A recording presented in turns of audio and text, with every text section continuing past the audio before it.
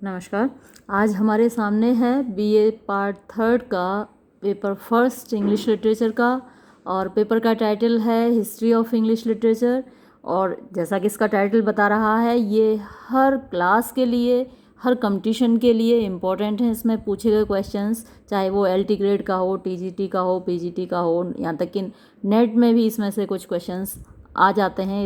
इतना ज़्यादा इम्पोर्टेंट है ये पेपर। तो चाहे आप थर्ड ईयर में हैं या नहीं हैं, आप ये क्वेश्चन पेपर देख सकते हैं, बहुत हेल्पफुल होगा सभी के लिए। पहला क्वेश्चन देखिए, the Oxford movement was headed by, यानी ऑक्सफोर्ड मूवमेंट का हेड कौन था। और जो ऑप्शंस हैं हमारे पास, Matthew Arnold, John Henry Newman, AC Swinburne और पीबी शेली। तो मैंने मार्क किए हुए हैं सारे आंसर्स। तो इसका हेड था जॉन हेनरी न्यूमैन। फिर सेकंड क्वेश्चन है, Oxford movement was the most noteworthy advance in. तो ऑक्सफोर्ड मूवमेंट सबसे ज़्यादा नोटवर्दी में कह सकते हैं आप, उल्लेखनीय एडवांस था, यानी विकास था किस क्षेत्र में। तो ये रिलीजियस थॉट में था। जो other options, intellectual identity, industrial thought, romantic thoughts, ये गलत हैं। रिलीजियस थॉट सही जवाब है इसका। फिर थर्ड क्वेश्चन है, who was the leader of pre Raphaelite group. तो प्री रेफेलाइट ग्रुप का नेतृत्व किसने किया था, कौन था नेता। William Wordsworth, John Keats, John Lord Byron या फिर डीजी रोजेटी। तो इसका जवाब है DG Rossetti. Tennyson was appointed as the poet laureate after. तो टेनिसन को पोइट लॉरिएट किसके बाद नियुक्त किया गया था, इसका सही जवाब है विलियम वर्ड्सवर्थ।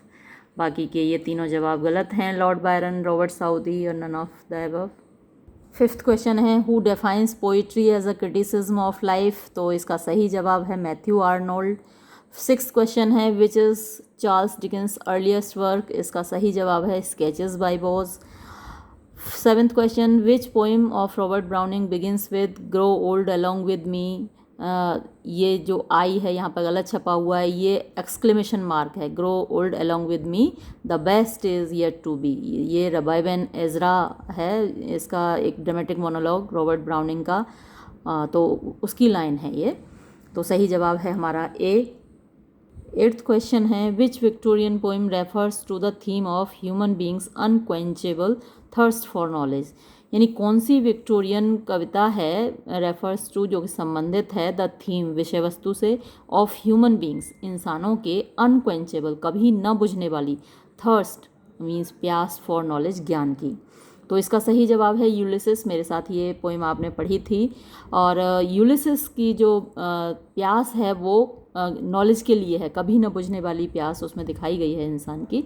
तो इसका सही जवाब है यूलिसिस।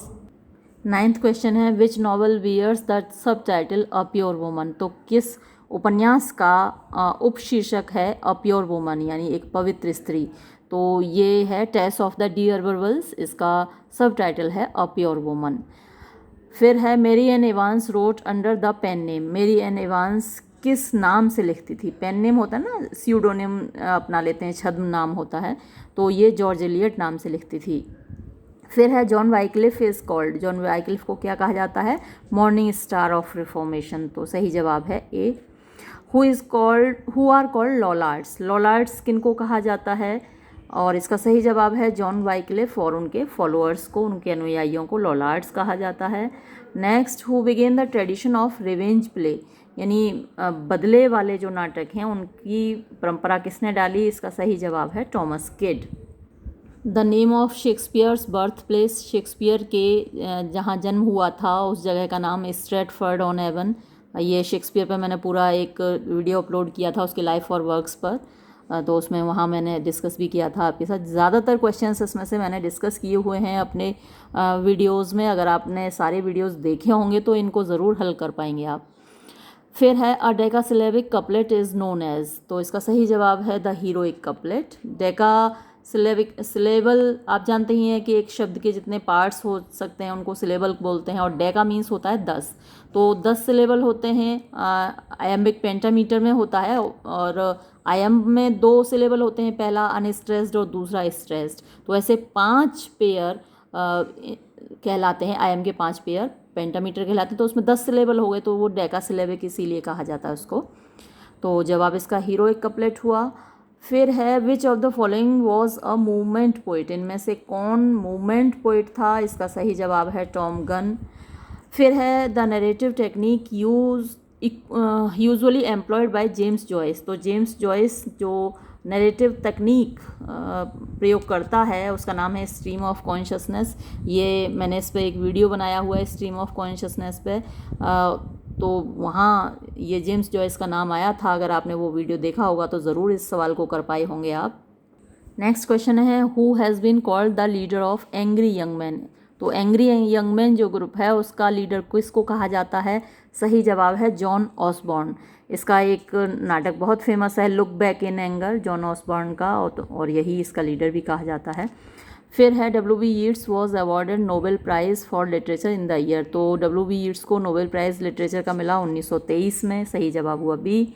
फिर है the main characteristics of modernist literature are, तो इसमें जो बताए गए हैं इंडिविजुअलिज्म, एक्सपेरिमेंटलिज्म, एब्सर्डिटी। तो इंडिविजुअलिज्म होती है व्यक्तिगतता, यानी अपने बारे में जो लिखते हैं इंडिविजुअल के बारे में लिखते हैं, व्यक्ति के बारे में लिखते हैं। एक्सपेरिमेंटेशन का मतलब है प्रयोग धर्मिता, नए नए प्रयोग करते हैं, नए नए तरीके की कविताएं या कहानियाँ या फिर नॉवेल्स लिखे जाते हैं। एब्सर्डिटी होती है तर्कहीनता, तो थिएटर ऑफ द एब्सर्ड पे हमने अभी एक वीडियो बनाया था, एब्सर्डिटी की बात की थी। तो ये सारी ऑल द अबव, ये सारी खासियतें मॉडर्निस्ट लिटरेचर की हैं, तो सही जवाब हमारा होगा डी इसमें। फिर है which of the following is not a war poet, तो इनमें से कौन वॉर पोइट नहीं है। तो अभी अभी जेम्स जॉयस की बात हुई है, वो एक नॉवलिस्ट है जो कि स्ट्रीम ऑफ कॉन्शसनेस मूवमेंट से रिलेटेड है। स्ट्रीम ऑफ कॉन्शसनेस टेक्निक के लिए वो जाना जाता है, अभी इसकी बात हुई थी। तो जेम्स जॉयस इस ग्रुप में शामिल नहीं है, वॉर पोइट्स के ग्रुप में जेम्स जॉयस को हम शामिल नहीं करेंगे। बाकी ये जो तीनों हैं ये वॉर पोइट्स हैं। फिर है अ पोइट ऑफ एनी नेशनलिटी, यानी किसी भी राष्ट्रीयता का कवि, राइटिंग अबाउट एनी वॉर, किसी भी युद्ध के बारे में लिखने वाला, फ्रॉम एंशियंट टू मॉडर्न, प्राचीन से लेकर आधुनिक एज युग तक, इज़ कॉल्ड, उसको कहा जाएगा वॉर पोइट ही कहा जाएगा। जब युद्ध के बारे में लिख रहा है तो वो वॉर पोइट कहा जाएगा। बाकी उसको साइकोलॉजिकल पोइट या सिम्बॉलिस्ट पोइट ये तो नहीं बोलेंगे, हम वॉर पोइट ही बोलेंगे, तो जवाब हमारा होगा बी। फिर Wilfred Owen was, Wilfred Owen कौन था, ये एक ब्रिटिश पोइट था एज वेल एज सोल्जर, ये एक सैनिक भी था और कवि भी था। फिर है W.H. Auden won the Pulitzer prize, W.H. Auden को पुलिट्जर प्राइज़ कब मिला, ये 1948 में मिला। फिर William Golding won the prestigious Booker prize for his book, William Golding को प्रेस्टिजियस प्राइज़ मतलब कि बुकर प्राइज़ अपनी कौन सी किताब के लिए मिला, तो ये उसको राइट्स ऑफ पैसेज के लिए मिला। हालांकि लॉर्ड ऑफ द फ्लाइज उसकी बहुत ज़्यादा फेमस बुक है, लेकिन उसको जो बुकर प्राइज़ मिला वो राइट्स ऑफ पैसेज के लिए मिला। नेक्स्ट क्वेश्चन है इन हाउ मैनी, यहाँ से हट गया है, इन हाउ मैनी होना चाहिए यहाँ पर। In how many parts is T.S. Eliot's the Waste Land is divided, तो जो T.S. इलियट की कविता वेस्टलैंड है वो कितने पार्ट्स में डिवाइडेड है, तो इसका सही जवाब है 5 पार्ट्स, 5 भागों में विभक्त है वो। When did T.S. Eliot receive Nobel prize in literature, T.S. Eliot को लिटरेचर का नोबेल प्राइज़ कब मिला, ये 1948 में मिला, और ये क्वेश्चन इस क्वेश्चन पेपर में 2 बार रिपीट हुआ है। तो अगर किसी को ये आता होगा तो वो दोनों बार सही करके आएगा और दोनों के मार्क्स उसको मिलेंगे बच्चे को। फिर है the first poetry collection of T.S. Eliot is, तो T.S. इलियट का पहला poetry collection Prufrock and other observation है, तो हमारा सही जवाब होगा बी। फिर है Ted Hughes was married to which American poet, Ted Hughes की शादी किससे हुई थी, तो ये सिल्विया प्लेथ, बहुत फेमस अमेरिकन पोइट हैं, बहुत अच्छी पोइम्स इन्होंने लिखी हैं। सिल्विया प्लेथ से टेड ह्यूज की शादी हुई थी। 30th क्वेश्चन है which of the following author was a member of the Bloomsbury group, तो इनमें से कौन ब्लूम्सबरी ग्रुप का सदस्य है, सही जवाब है वर्जीनिया वुल्फ। फिर है who among the following did not receive a Nobel prize in literature, तो इनमें से किसको नोबेल प्राइज़ नहीं मिला लिटरेचर का, तो भाई जॉन कीट्स को तो आप जानते ही हैं, वो एक रोमांटिक पोइट है, उसके ज़माने में कहाँ था नोबेल प्राइज़, वो तो एस्टेब्लिश ही बाद में हुआ है। तो जाहिर सी बात है आप इसको सही करके आए होंगे, जॉन कीट्स लगा कर आए होंगे, सही जवाब जॉन कीट्स ही है। Apology for poetry is written by, apology for poetry किसने लिखा है, सर फिलिप सिडनी ने लिखा है। सही जवाब ए। फिर who first use the word fancy and imagination in his theory of poetry, तो ये जो शब्द फैंसी एंड इमेजिनेशन है किसने प्रयोग किए अपने पोइट्री की थियरी में। तो अगर आप परिचित हैं एस.टी. कॉलरेज की थियरी से, ये हमने डिस्कस तो किया है, क्लास में भी डिस्कस किया है एस.टी. कॉलरेज को, और फैंसी और इमेजिनेशन टर्म उसने यूज़ किए हैं। तो सही जवाब हमारा एस.टी. कॉलरेज है। Epic theatre is a theatrical movement arising in the early, यानी एपिक थिएटर जो थिएट्रिकल मूवमेंट है, नाटक से संबंधित एक आंदोलन है, ये कब का है, ये 20th सेंचुरी का है। तो सही जवाब है C. The aim of epic theatre is to turn, यानी उद्देश्य क्या है एपिक थिएटर का, टर्न माने बदलना, स्पेक्टेटर इनटू ऑब्जर्वर, जो स्पेक्टेटर है यानी दर्शक है उसको ऑब्जर्वर यानी अवलोकनकर्ता में बदलना, कि वो खुद चीज़ों को ऑब्जर्व करे। फिर है द टेटलर अपीयर्ड ऑन, टेटलर मतलब कब अपीयर हुआ, तो इसका सही जवाब है अप्रैल 12, 1709, 1709 में टेटलर निकला। Milton's pastoral elegy Lycidas mourns the death of, तो लिसिडास में एडवर्ड किंग की मृत्यु पर शोक व्यक्त किया है मिल्टन ने। तो सही जवाब है ए। नेक्स्ट क्वेश्चन है मिल्टन वेंट ब्लाइंड, मिल्टन अंधा हो गया था, तो मतलब पैराडाइज़ लिखते वक्त या फिर जब वो बच्चा था तब नहीं हुआ, पैराडाइज़ लिखते वक्त नहीं हुआ, उससे पहले ही हो चुका था, before he started writing paradise lost. Paradise lost तो उसने बाद में लिखा, डिक्टेट किया था। तो सही जवाब है B. The age of Milton has been called, Milton के युग को क्या कहा गया है, the golden age of English pulpit उसको कहा गया है। तो सही जवाब है बी। फिर नेक्स्ट क्वेश्चन है identify the name of Anglo Saxon epic, तो एंग्लो सैक्सन एपिक बियोवल्फ है, इसकी हम बात कर चुके हैं जब हमने एपिक पे वीडियो बनाया था, उसमें बियोवल्फ की हमने बात की थी। एंग्लो सैक्सन एपिक है, इंग्लिश का पहला एपिक भी है ये। फिर है in which year the first printing press was set up in England, तो विलियम कैक्सटन ने प्रिंटिंग प्रेस सेटअप की थी। ये क्वेश्चन मैंने कई बार डिस्कस किया है आपके साथ वीडियोज़ में भी, क्लास में भी, और इसका सही जवाब है 1476, यानी कि बी सही जवाब है। नेक्स्ट क्वेश्चन जो दिया है उसके सभी जवाब इसमें गलत ही दिए हैं। The Magna carta was signed in, Magna carta पर कब हस्ताक्षर हुए, तो इसमें 1210, 1214, 1220 और 1235 दिए हुए हैं, जबकि सही जवाब 1215 है। तो आप अगर 1215 भी अगर आपको मालूम है तो आप 1214 लगा कर आए होंगे, क्योंकि यहाँ पर सही जवाब तो है नहीं, तो 1214 आप लगा सकते हैं। Next question king James version of the Bible was published in, Kings James version Bible का कब पब्लिश हुआ, ये 1611 में प्रकाशित हुआ। तो इसका सही जवाब है बी। फिर नेक्स्ट क्वेश्चन है how many sonnets did Shakespeare wrote, Shakespeare ने कितनी कविता वो सोनेट्स लिखी हैं, और रोट नहीं या राइट आना चाहिए। और मैं बहुत शुक्रगुजार हूँ इस पेपर बनाने वाले की, क्योंकि ये वाला क्वेश्चन हमेशा एग्ज़ाम में आता है और हमेशा इसमें 154 और 156 दोनों आंसर दिए होते हैं। अभी मैंने सोनेट पर एक वीडियो भी अपलोड किया था, हालांकि 2 वीडियो अपलोड किए मैंने सोनेट पर, और दोनों जगह मैंने ये बताया कि 154 सोनेट्स का उसका कलेक्शन है और 2 सोनेट्स उसने अलग से पब्लिश की थी। तो इन टोटल 156 सोनेट हैं, लेकिन कलेक्शन 154 का है। तो ये बहुत अच्छा किया है इस पेपर में, जो कि 156 वाला ऑप्शन नहीं दिया है। तो 154 सोनेट्स इसमें सही जवाब होगा। Who is the author of the play every man in his humour, तो every man in his humour नाटक का लेखक कौन है, बेन जॉनसन है। कॉमेडी ऑफ ह्यूमर्स उसी ने लिखी हैं, every man in his humour and और every man out of his humour, दोनों ही उसी ने लिखे हैं नाटक। नेक्स्ट क्वेश्चन है who wrote confessions of an English opium eater, तो ये जो रचना है confessions of an English opium eater, ये टॉमस डी क्विंसी की रचना है। और इसकी एक और बहुत फेमस रचना है on knocking at the get in Macbeth, उसको भी याद रखिएगा, वो भी कई बार कॉम्पिटिशन्स में भी आता है और एग्ज़ाम में भी आता है।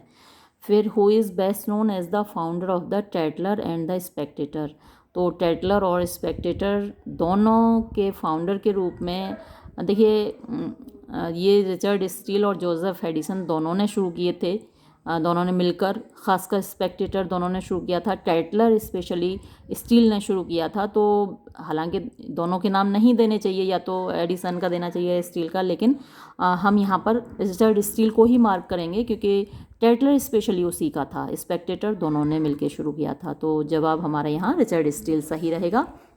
फिर है life of Johnson is a biography written by. Life of Johnson जो बायोग्राफी है वो किसने लिखी है? वो जेम्स बॉसवेल ने लिखी है। सही जवाब होगा हमारा C. Matthew Arnold calls the 18th century age. तो मैथ्यू आर्नोल्ड 18th सेंचुरी को क्या कहता है? The age of prose and reason. तो यहाँ पर एंड रीज़न नहीं दिया हुआ था, तो सॉरी, मैंने देखिए ये मैंने आपके लिए यहाँ पर लिख दिया है। द एज ऑफ प्रोज तो दिया हुआ है इसमें ऑप्शंस में, लेकिन उसमें साथ में रीज़न नहीं लिखा हुआ था, तो उसको कहा जाता है मैथ्यू आर्नोल्ड के द्वारा age of prose and reason. सही जवाब है सी। नेक्स्ट क्वेश्चन है the castle of indolence a poem in Spenserian stanza is written by. तो ये कैसल ऑफ इंडोलेंस पोइम का शीर्षक है। ये कविता स्पेंसरियन स्टेंजा में लिखी गई है और किसने लिखी है? ये जेम्स थॉमसन की कविता है। तो जवाब हमारा ए है। फिर नेक्स्ट क्वेश्चन है इन 1789 which work was issued by William Blake. 1789 में कौन सा वर्क इश्यूड, मतलब कौन सी रचना लिखी गई विलियम ब्लेक के द्वारा?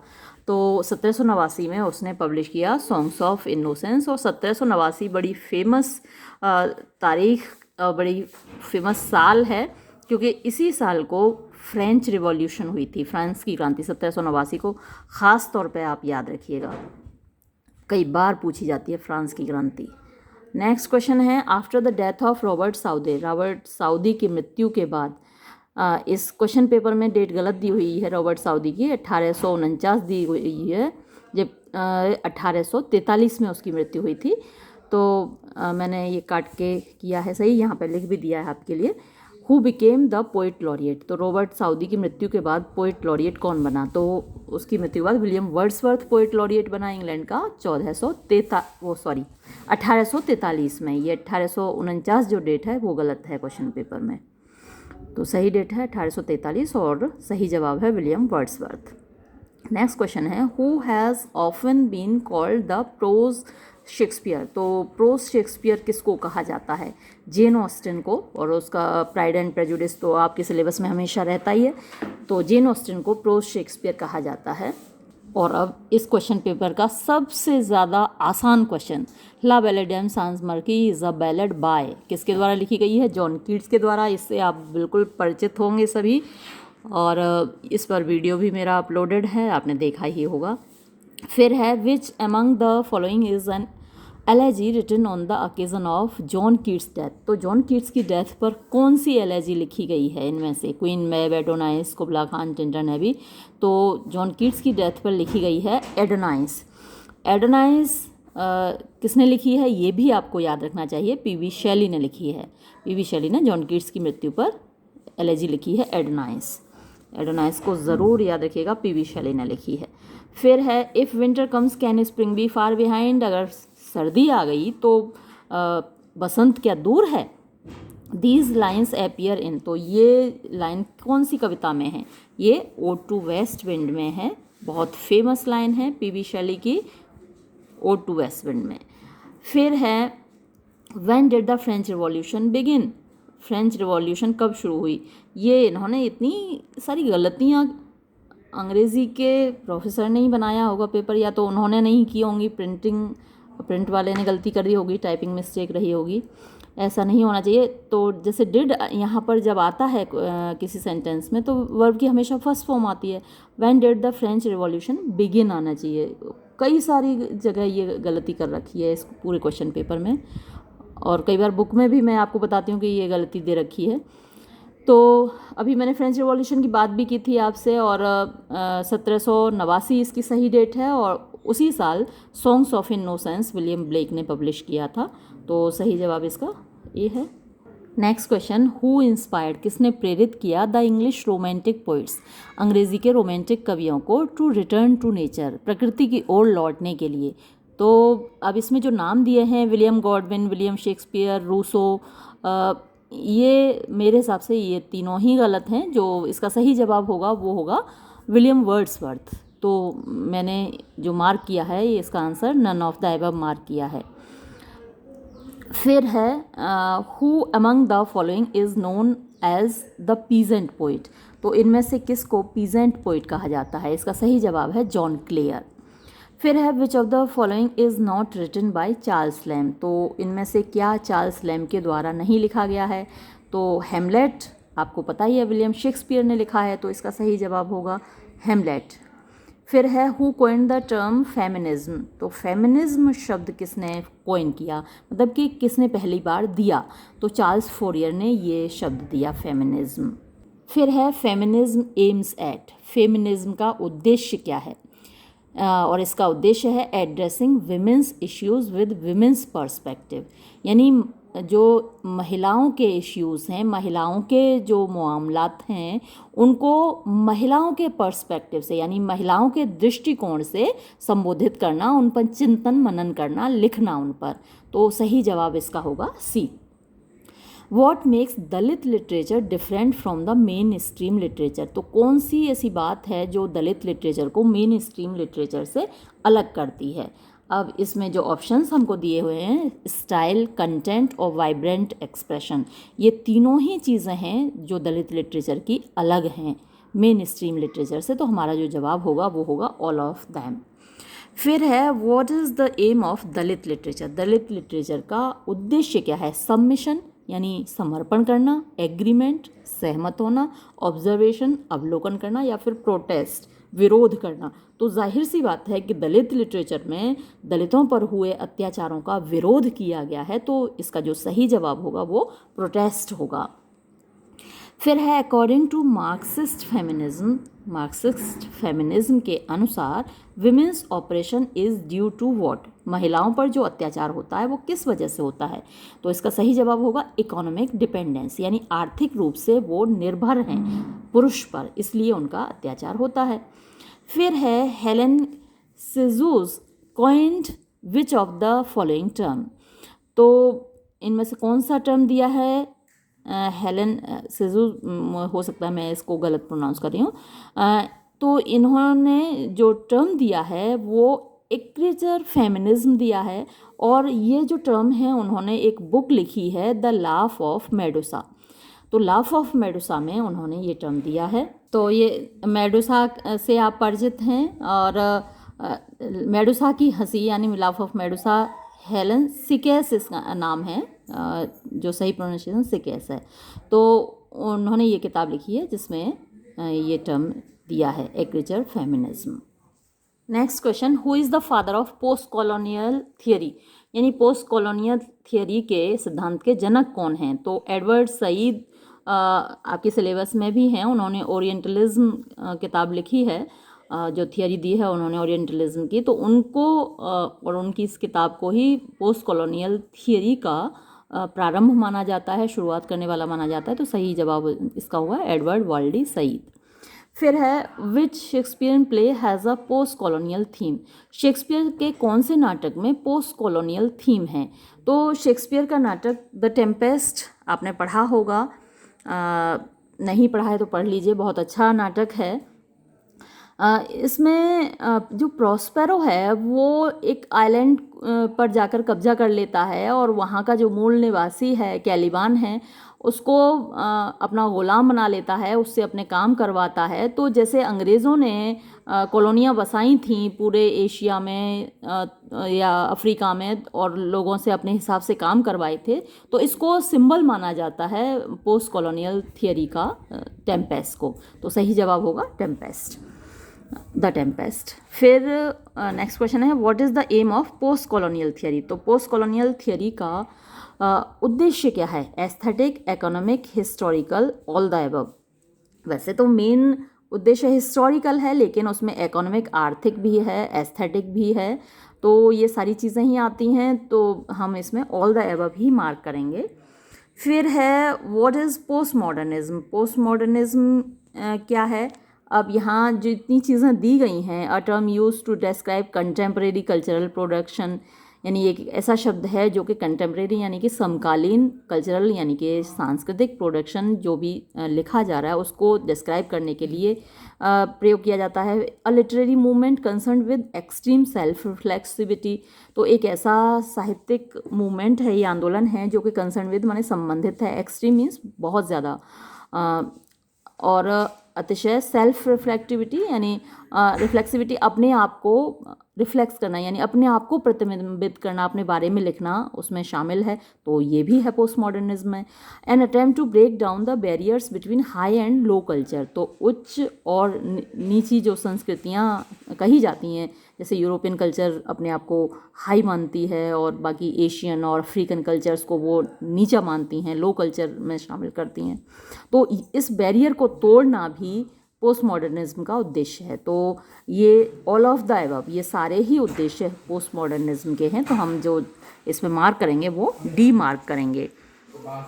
फिर नेक्स्ट है the 1990s is a period marked by, तो 1990s जो पीरियड है, अवधि है, वो उसमें क्या चीज़ ख़ास है? Revival of romantic literature, revival of Irish literature, revival of modern poetry, तो ये सारी खासियतें 1990s की हैं, तो हम ऑल द अबव इसमें मार्क करेंगे। Which of the following writers is considered as a part of 1990s, तो इनमें से किस लेखक को 1990s का अंग माना जाता है? तो इसका सही जवाब है ऑस्कर वाइल्ड। फिर है T S. Eliot received the Nobel prize, मैंने कहा था ना ये क्वेश्चन 2 बार आएगा, तो ये दोबारा आ गया और सही जवाब तो आपको पहले ही मालूम है 1948। फिर है the movement associated with modernism, modernism से संबंधित एक आंदोलन, इसमें सही जवाब है डाडाइज्म। फिर है which of the following is not a play by George Bernard Shaw, तो इनमें से कौन सा जॉर्ज बर्नार्ड शॉ का नाटक नहीं है? डॉक्टर फॉस्टस नहीं है, डॉक्टर फॉस्टस क्रिस्टोफर मार्लो ने लिखा है। नेक्स्ट क्वेश्चन है the Spanish tragedy has a सब टाइटल, जो स्पेनिश ट्रेजेडी है उसका एक उपशीर्षक क्या है? तो इसका उपशीर्षक है हियरोनिमो इज़ मैड अगेन, तो सही जवाब है A. The Tottel's miscellany was published in, Tottel's miscellany कब प्रकाशित हुआ? ये 1557 में प्रकाशित हुआ, सही जवाब है C.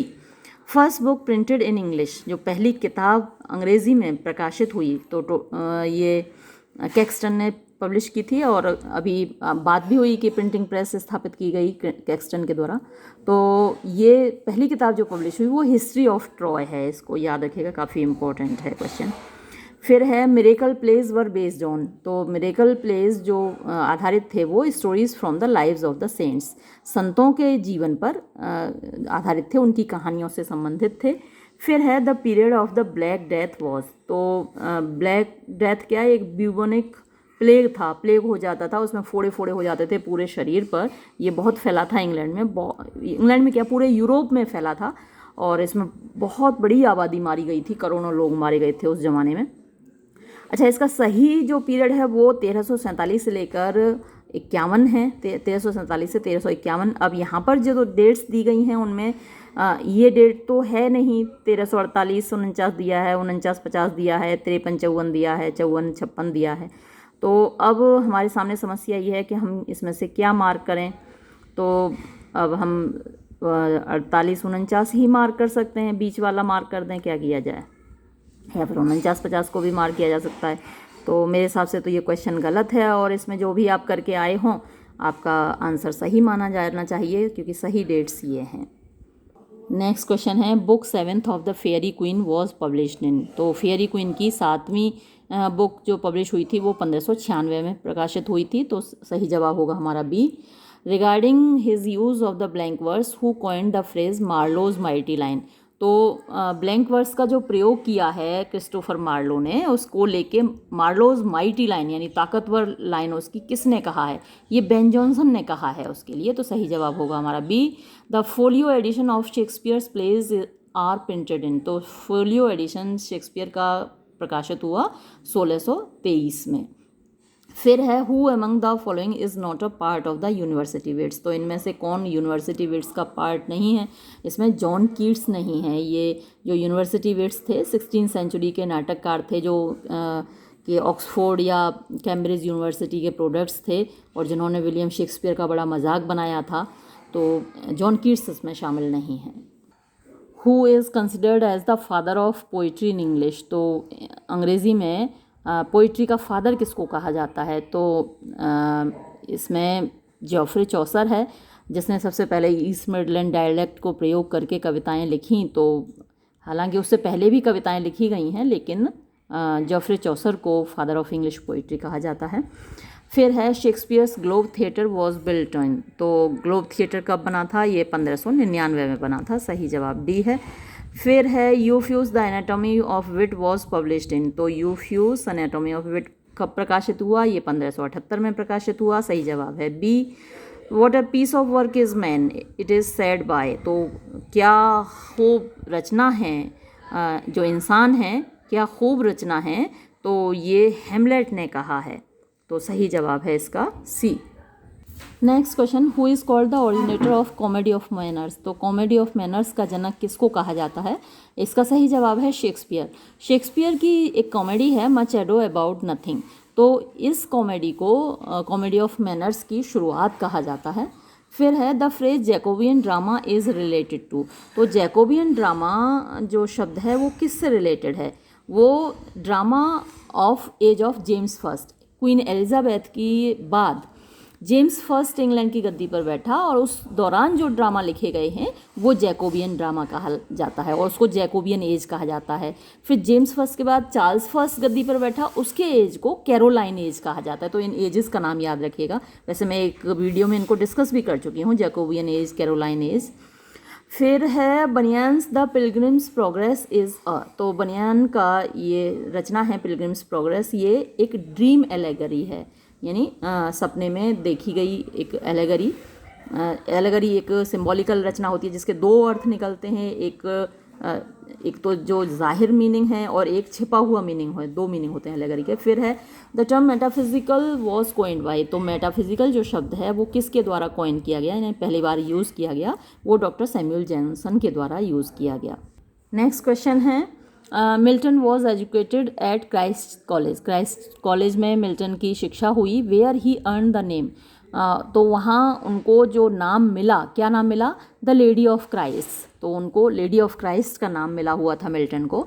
The royalist in the age of Milton are also called, तो मिल्टन के युग में जो रॉयलिस्ट थे वो उनको क्या कहा जाता? उनको कैविलियर कहा जाता था। सही जवाब है B. John Milton wrote Paradise Lost, तो जॉन मिल्टन ने पैराडाइज लॉस्ट कब लिखा? After King Charles second's restoration, तो मैंने आपको पहले भी कई बार बताया है कि किंग चार्ल्स फर्स्ट को फांसी दी गई 1649 में। उसके बाद ओलिवर क्रोमवेल गद्दी पर रहा इंग्लैंड की पे 1659 तक। फिर उसके बाद 1660 में 1660 में चार्ल्स सेकेंड इंग्लैंड का राजा बना, जिसको कि रेस्टोरेशन कहा जाता है, यानी रेस्टोरेशन ऑफ मोनार्की, और उस के बाद वाले पीरियड को रेस्टोरेशन पीरियड कहा जाता है। तो इसी पीरियड में पैराडाइज लॉस्ट मिल्टन ने लिखा। फिर नेक्स्ट है problem play as drama developed to deal with, तो प्रॉब्लम प्ले एक नाटक के रूप में विकसित हुआ, किससे संबंधित? सोशल कंट्रोवर्शियल इश्यूज़, यानी सामाजिक जो कि इश्यूज़ हैं, मामलात हैं कंट्रोवर्शियल, जिन पे कि बहुत वाद विवाद होता है, विवादित विषय होते हैं, सामाजिक विवादित विषयों पर के बारे में ये ड्रामा लिखे जाते हैं प्रॉब्लम प्ले। तो हमारा जवाब है A.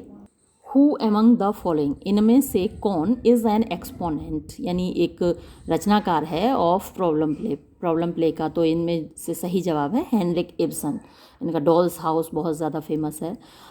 Who coined the term theatre of the absurd, तो थिएटर ऑफ द एब्सर्ड पे मैंने अभी वीडियो अपलोड किया है और अगर आपने वो देखा है तो आप उससे परिचित होंगे। मार्टिन एस्लिन ने ये टर्म कॉइन किया था।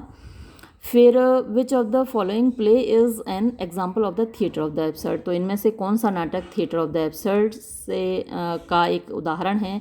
Waiting for the गोडो। ये सारे सवालों के जवाब आप कर पाए होंगे अगर आपने मेरा वीडियो देखा होगा थिएटर ऑफ द एब्सर्ड पर। इनमें से काफ़ी सवाल आप आराम से कर सकते हैं अगर आपने सारे वीडियोस देखे हैं तो। Simone de Beauvoir's central question is, तो सिमोन डी बुवाय ये एक फेमिनिस्ट ऑथर हैं और इनका सेंट्रल क्वेश्चन है व्हाट इज़ वुमन, यानी नारी क्या है, महिला क्या है। तो ये था क्वेश्चन पेपर आपका, और मुझे उम्मीद है कि सभी का अच्छा ही हुआ होगा क्वेश्चन पेपर, और ये वीडियो मैं यहीं समाप्त करती हूँ। धन्यवाद।